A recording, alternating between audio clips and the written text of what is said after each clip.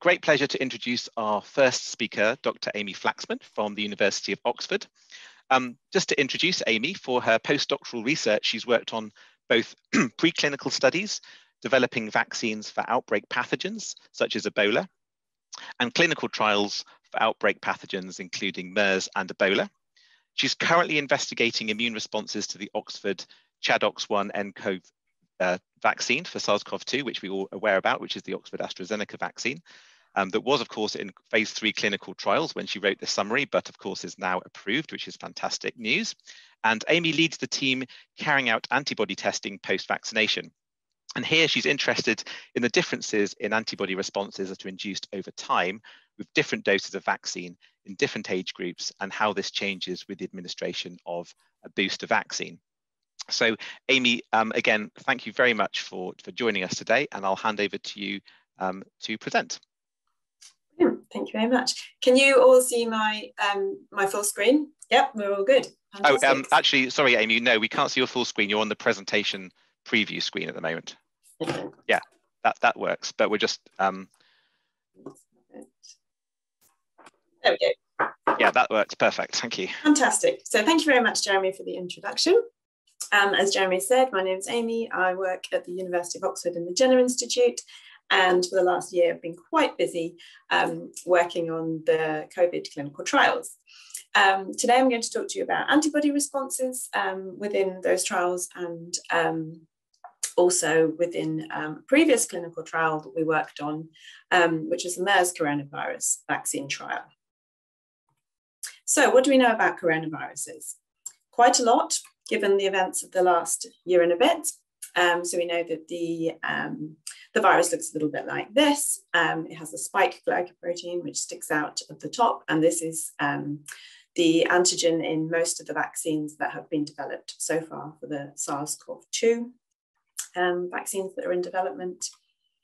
But there are lots of other coronaviruses out there, not all of them causing such problems as SARS-CoV-2. So the ones that we probably for human infection are most interested in are the alpha and beta coronaviruses.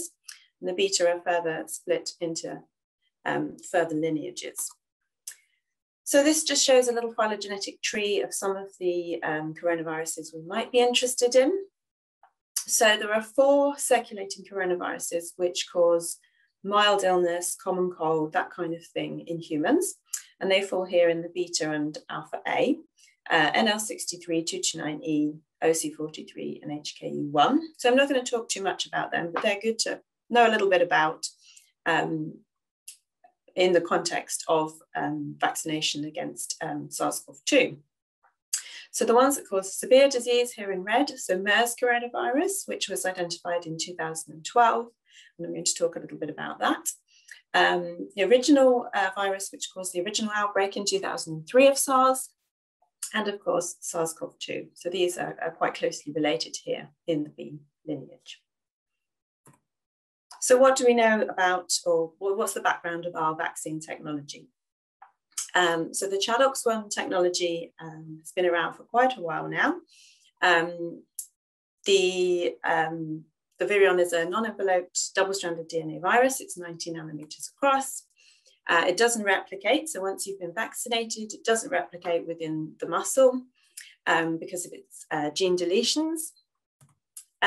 We use a simian or chimpanzee adenovirus, hence the ch. And this involves, this will help us avoid any issues, possible issues of pre-existing immunity to human adenoviruses. So some vaccines that are available will use a human adenovirus, for example, AdHu5. And the reason we don't use that and we use the ChAdOx is we don't want to boost any pre-existing antibodies that might already be there if somebody has had a common cold with a human adenovirus when we come along and vaccinate. So the antigen is encoded as a transgene under a strong mammalian promoter. The antigen is not a structural part of the virion. So when in different vaccines that we've designed, the virion looks the same, and then the antigen is within that. So we know from previous studies, before we started looking at coronavirus vaccines, that using this technology, the antigen is expressed at high levels after vaccination and induces strong B and T cell responses. So as I mentioned, we've done quite a lot of work before coronavirus. We've done several phase 1 studies across different disease areas at the Jenner Institute in Oxford. So these included flu, TB, malaria, meningitis, and various other things. But we were also working on pathogens of concern. So the emerging pathogens group at the Jenner Institute, which was led by Sarah Gilbert and Tess Lamb, have been interested in various diseases which could have the potential to cause outbreaks for quite some time. So as Jeremy mentioned, I worked on Ebola beforehand as well, and we were interested in these other diseases as well. And always at the bottom of the list is this disease X. So any pathogen that might cause an outbreak, which we've pretty much seen in the last year. So we had a big drive to develop effective vaccines here. So moving on to MERS. I'm going to just show you a little bit of the preclinical data and then move on to the clinical data. And I'll do the same for our COVID vaccine studies. So as Jeremy mentioned, I've been involved in the looking at the antibody responses a lot. So that's what I'm going to show you today. And this data is from Rhesus Macaques, done in collaboration with people at the Rocky Mountain Labs in the US. And in this study, animals were either given a control vaccine in green, a prime only, or a prime boost in red. So we can see with a prime boost, we get good induction of antibody responses here. And that was just 14 days after vaccination. And this is looking at the neutralizing antibody titers. Again, we get good neutralization with the prime boost and also with the prime only. So these animals were then challenged to look at efficacy of this vaccine. And we can see by looking at the clinical score, that those in green, so the control animals, their clinical score increases over time, whereas the animals that were vaccinated, their clinical score, some of them don't even score, so they're not getting sick.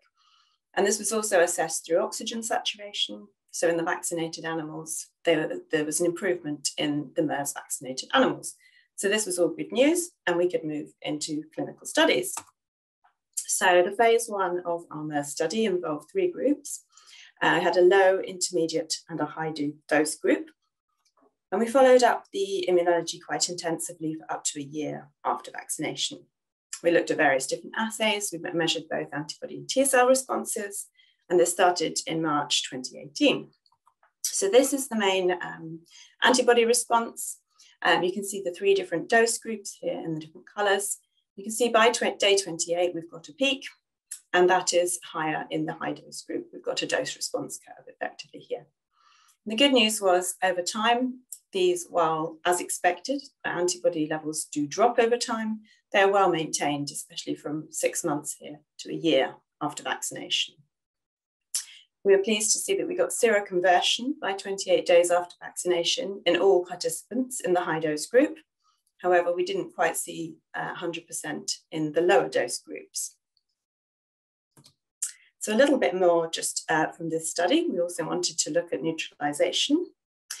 We saw no neutralization at day 0, so before vaccination. And in the high dose group, we see some neutralization in some people, but not as much in the lower dose groups. We also looked using a pseudo-neut assay at different strains of the virus. So we can see there is some neutralization in the high dose groups and a little bit in the lower dose groups against 3 different strains here, which is good news because we would ideally want antibodies that can neutralize different strains if you're given one vaccine. So at present, we have a second study ongoing in Saudi Arabia. It has the same trial design. So we'll have more data from that soon. We also started a 2-dose study. However, recruitment to this was affected by the pandemic. We were able to recruit a few people, and the plan was for these people to receive 2 doses a month apart or 6 months apart. But unfortunately, we weren't able to follow that through as we might have hoped. However, at this point, by April last year, we had now been into 12 phase 1 studies with our ChAdOxl1 vaccine vector, and 330 subjects have been vaccinated. And across all of those studies, we had a consistent safety profile and we've shown strong immunogenicity after 1 dose. So this was all really helpful to move into our ChAdOxl1-nCoV studies. So you may well be very familiar with this by now. The normal timeline for vaccine development, which takes many years, 10 years or more normally. This is the accelerated design that's been used by a lot of vaccine developers in the last year for COVID vaccines. So we began here with the vaccine design last January. Animal studies were progressing whilst the GMP for the phase 1 study went on. The phase 1 was able to begin when we had enough animal data, and this overlapped with phase 2 and phase 3. The phase 3 GMP was ongoing before we'd got to phase 3. This was obviously a bit of a gamble, but it's turned out rather well. And then proceeding to licensure. So we had a number of questions along the way, and I'll go through some of these things as I present the data from the studies. So we started this in January last year, and we obtained MHRA emergency use approval at the end of December last year. So this was quite an achievement last year. And of course, our studies are still ongoing. So a little bit about the preclinical work, which allowed us to start our studies last spring. And this is similar to the MERS trial, which I showed you, the MERS study I showed you earlier. This is work done in mice, and we have 2 different strains of mice just to look at the differences. So the squares are animals that received a control vaccine, and we can see in those that received the ChAdOx vaccine, we get good antibody induction, and we also looked at neutralization, and we see neutralization in these animals as well. And this is 14 days after 1 dose. So we moved on to doing a prime boost study, and you'll see that the closed circles are the boosted animals. So we see an increase here in the strain of mice, which is good news. And we also moved on to look in pigs in these panels here. So after the booster in the pigs, we see a good boosting of the antibody titers here. And we also looked at the neutralizing antibody. We see again a good boosting with our booster dose here. So these the boost was given 28 days after the first dose. So this was all good news. And then we moved on to macaques. So you'll see these figures look very similar to what we saw in our MERS study in macaques. Animals were either given a prime only in red or prime boost in blue, and the GFP control is the green animals. Again, very similar results to what we saw in the MERS study. We get good boosting with the boost in terms of both binding antibody and neutralizing antibody. And that's 14 days after the second vaccination. So then they were able to move on to a challenge study where the animals were infected at day 0 here. Again, they looked at clinical score, and we see that the control animals had an increase in clinical score over time, whereas the vaccinated animals, their clinical score initially goes up, but then it comes down again.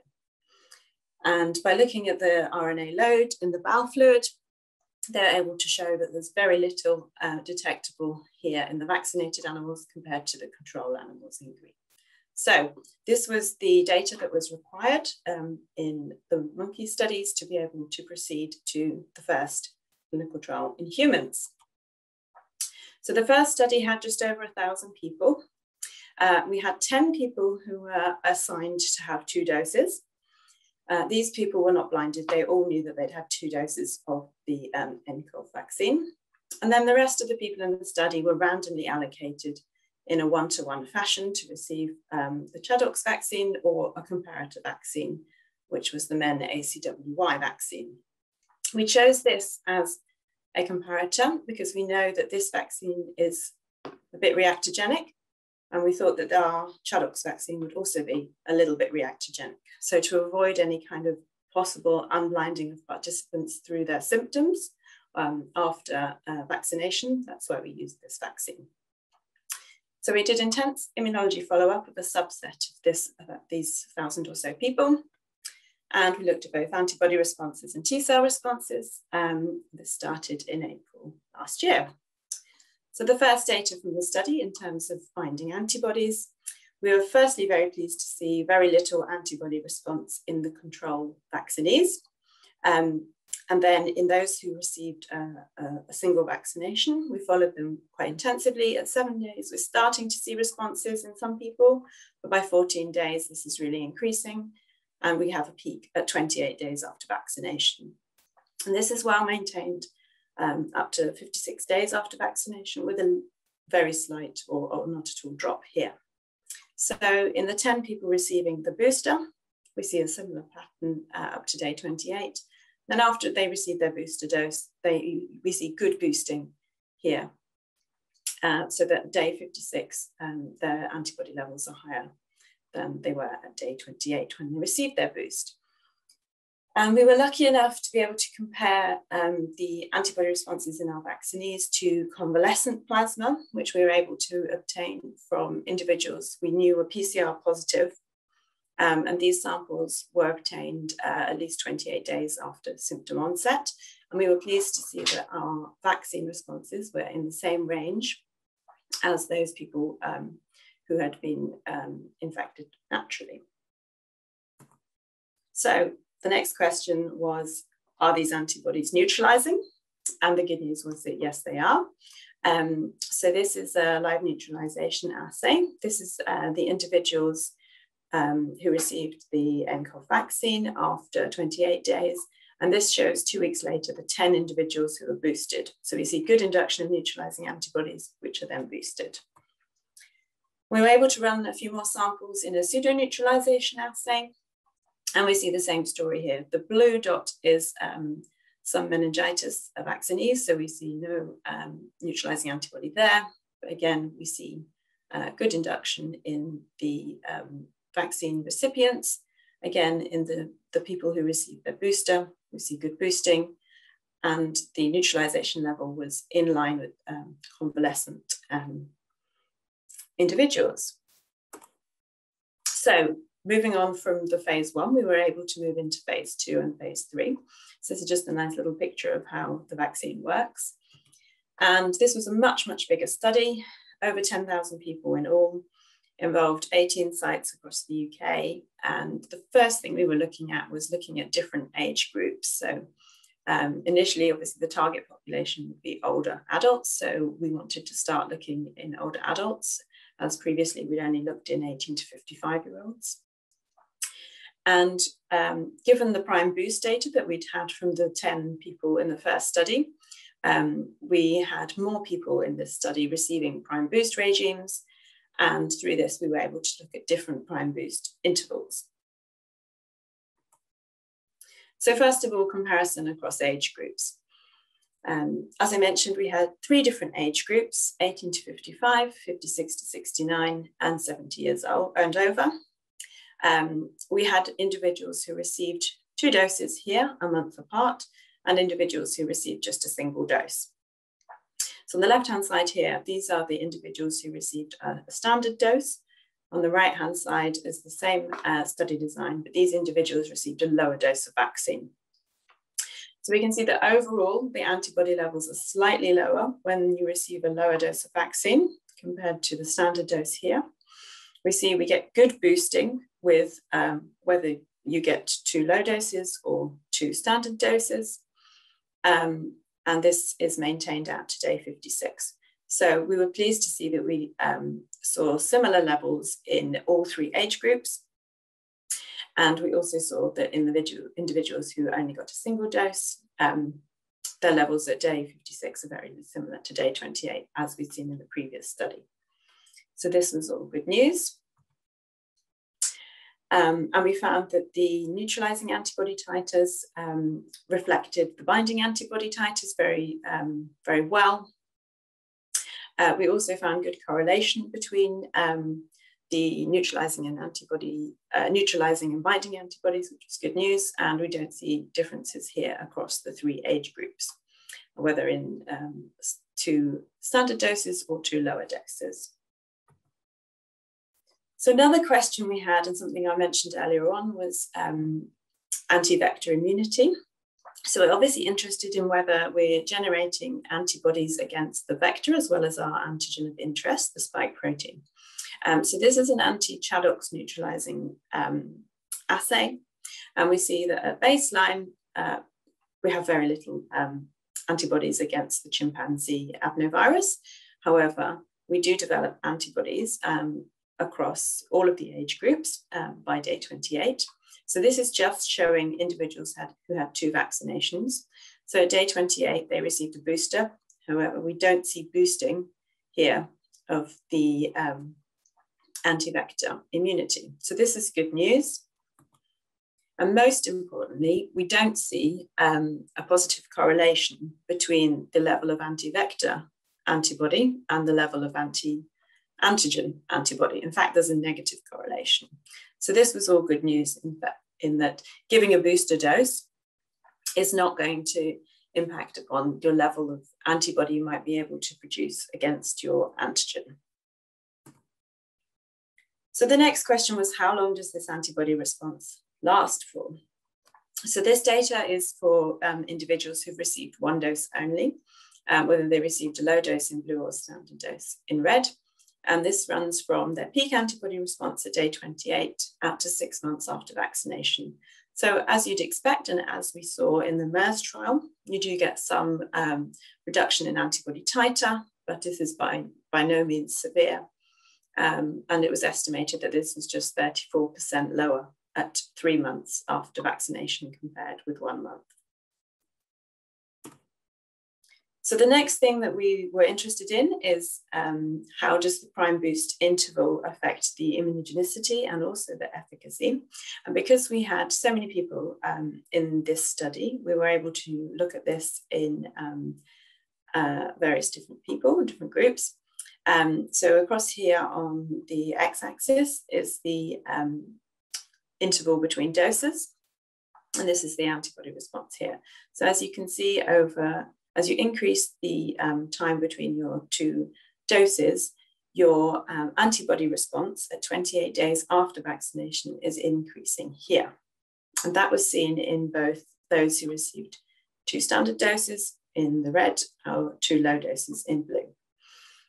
We had some people who were over the age of 56. We have some data for that, but we are still collating more data on those individuals. So that's the binding antibody. What about the neutralizing antibody? We see a similar pattern here. As we increase the interval, we also increase the neutralizing antibody. So this was great news. And this also tied in with the efficacy data that we had. So the efficacy data showed after a 2nd dose, we also see higher efficacy with those with a longer prime boost interval. So this was good news. Something else we need to think about, are variants of concern. So this is work done in collaboration with other people at the University of Oxford, who ran live new assays on different variants of concern. So the Victoria strain being the wild type, which is included in our current vaccine. And then they also looked at the variants they looked at the neutralizing titer against variants identified first in Kent, Brazil, and South Africa. So they looked in convalescent individuals. They looked in individuals who were known to have been infected with the Kent variant. They looked in individuals who'd received the Pfizer vaccine and who'd received the Oxford AstraZeneca vaccine. So the patterns are quite similar across all of these 3 here, in that the highest neutralizing antibody is to those who receive the wild type. This reduces slightly in those who receive the Kent variant, a little bit further in those who receive the Brazil, and a little bit further in those who receive the South African variant. So this is something that we need to think about in terms of whether we would need to give perhaps an extra annual dose. If there's a new variant every year, there might be a necessity to make a new vaccine each year, give a new vaccine with a different insert. And so one of the questions we then had was, what is the impact of having a previous ChAdOx vaccine some time ago and then being given a new one? So we were able to invite a few participants back who'd been involved in a previous study. So these are shown in green here. And this is their binding antibody titers compared to those who hadn't received a prior vaccine in purple. Again, they were given 2 doses, 28 days apart, and we could see that the binding antibody responses were no different. So these people had their prior vaccine about a year before they were then given the 2 doses here of the ChAdOxl1-nCoV. So this was good news, and we are going to take this forward to look at this in more detail by giving a 3rd dose to some more participants. So what have we learned so far? We see good induction of binding and neutralizing antibodies 28 days after vaccination. We see a peak 28 days after the booster. We see a good correlation between the binding and neutralization levels. We importantly see that age has little impact on antibody levels. And we see that increasing the prime boost interval results in an increased antibody response after the boosting. So what are we doing now and what's the future? Quite a long list. We've also seen that anti-vector antibodies are induced but don't correlate with binding or neutralizing antibody. So for the future, we would like to investigate the longevity of the antibody responses up to 6 months after the booster. This work is ongoing at the moment. We want to know what are our correlates of protection. We have a small sub-study looking in HIV positive individuals. We have a pediatric study which has started in the last month or so, looking at the younger age groups. We have a combination study ongoing where recipients receive either the Pfizer vaccine and then the Oxford one, or vice versa. As I mentioned, we have the late boost study where individuals will receive either a 2nd dose or a 3rd dose 9 months or more after their 1st doses. And we're also going to look at different delivery routes. So everything I've mentioned so far in the clinical studies has been intramuscular vaccination, but we would like to look at other routes. And we will also need to look at new vaccines, potentially against variants of concern. So thank you very much for your time. This work has obviously involved a lot of people, too many to name individually, so I've just written down all the main teams here. But most importantly, this work would not have been possible without the clinical trial volunteers who came forward in their hundreds last year to be a part of this. Thank you very much. Fantastic. Thank you very much indeed, Amy. That was a brilliant coverage of a huge amount of work that's obviously been compressed into 12 months. And obviously we all applaud you for you and the team and all the volunteers that have been involved in that study, because it has been unprecedented, and we were just really excited to be involved in that as well. So well done to you, and please pass on our congratulations to the others. We've got a bit of time very, very quickly for a couple of questions, because I'm sure some people have got some questions. If you want to wave your hand or raise your hand, or put the chat in the put your question in the chat box, I know Amy would be very happy to take your questions. Does anybody have any burning questions, or any questions at all that they'd like to ask? Derek, is that a question or is that an applause? It was a question actually, but I would Go also for it. applaud you. I was just interested to know, did you look at the responses to the vaccine in individuals who had already been infected by the virus? So not intentionally. Mm. We intentionally at the beginning, we didn't have a process for screening out people who might have been already exposed. So we know that there are individuals within there who have probably already been exposed. That's something we would like to do. We did have a pathway by which, when people became symptomatic, they would come in for a swab and they'd have a blood taken. So we have, I guess, we've kind of done it the other way around. If they were vaccinated and then became sick, obviously we followed them up, but we didn't specifically recruit a group of pre-exposed individuals. It just sort of happened as part of the study. And that would be something I want to look into more. And for these individuals, would you be inclined not to give them the booster? For people who have already been infected. Yeah. So if they've been infected, vaccinated once or twice, not give them another dose. Yeah. I think it would depend if you are boosting with the same vaccine. I think we need to look we need to do more studies and work out, do they not need a booster?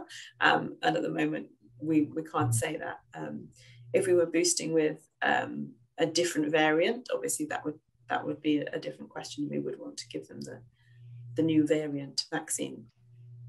That's great. Thank you very Thank you very much, Derek, for the question as well. And one last question from Tom Henley. Yeah, quick question about the spike antigen actually in this vaccine. So was this modified in any way? I know others have sort of modified the peptide sequence of the furin cleavage or added some stabilization, because of course you're just delivering the spike, I guess. There's no other sort of antigenic region. So do you know if this was modified to enhance its immunogenicity? As far as I'm aware, no. It may have been codon optimized, which is something we do just to help with expression. But as far as I'm aware, no, this is as far as I'm aware, the original sequence, but there are studies ongoing with different sequences, adjusted sequences, and so on and so forth. But that none of that's got to the clinic yet. It's all sort of preclinical at the moment. Great, thank you. Great. Thank you very much, Amy. Thanks.